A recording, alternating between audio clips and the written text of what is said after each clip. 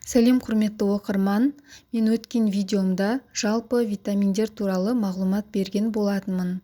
Бұл жолы сіздерге ішіндегі маңызды витаминнің бірі D витамині туралы мәлімет беретін боламын. Менің каналыма тіркелуді ұмытпаңыздар, және де өз пікірлеріңізді қалдырып кетсеңіздер болады. D витамині майда еритін витаминдер қатарында. Күннің тікелей түсуі әсерінен теріде синтезделетін және де тағамның кейбір түрінде кездесетін витамин. D витаминінің ағзадағы тапшылығы әсіресе күз, көктем мезгілдерінде қатты білінеді. D витаминінің ағзадағы қызметі өте зор. Ең бастысы, тірек қимыл жүйесіндегі кальций және фосфор алмасуында маңызды роль атқарады. Онкологиялық аурулардың алдын алады.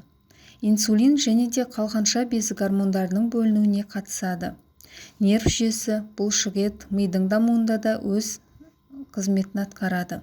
Сондай-ақ балаларда рахит ауруының алдын алса, ал үлкендерде остеомаляция ауруының алдын алады.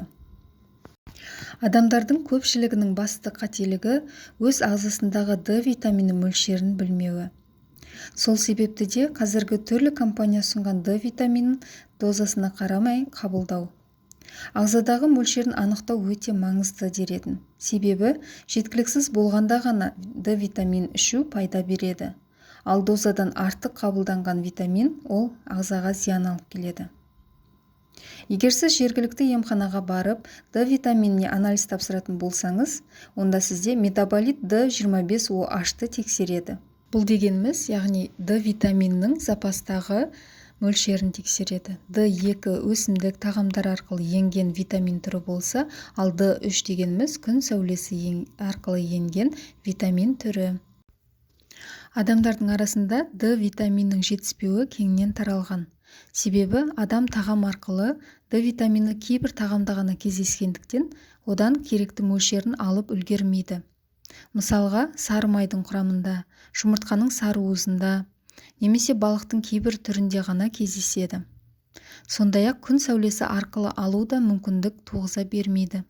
Себебі күн көзі арқылы алу сағат таңғы 10-нан түскі 15:00-ге дейін жақсы сіңіріледі адамға. Ал адамдардың көпшілігінде ондай мүмкіндік жоқ. Сондықтан да өз ағзаңыздағы витамин D-ның мөлшерін анықтап, дәрігер тағайындауменен дәріханалардан дайын витамин түрін алып ішкен пайдалырақ. Бүгінгі бөліскім келген ақпарат осы. Келесі менің пайдалы видеоларымды жіберіп алмас үшін каналға тіркеліп, қоңыраушаны басуды ұмытпаңыздар.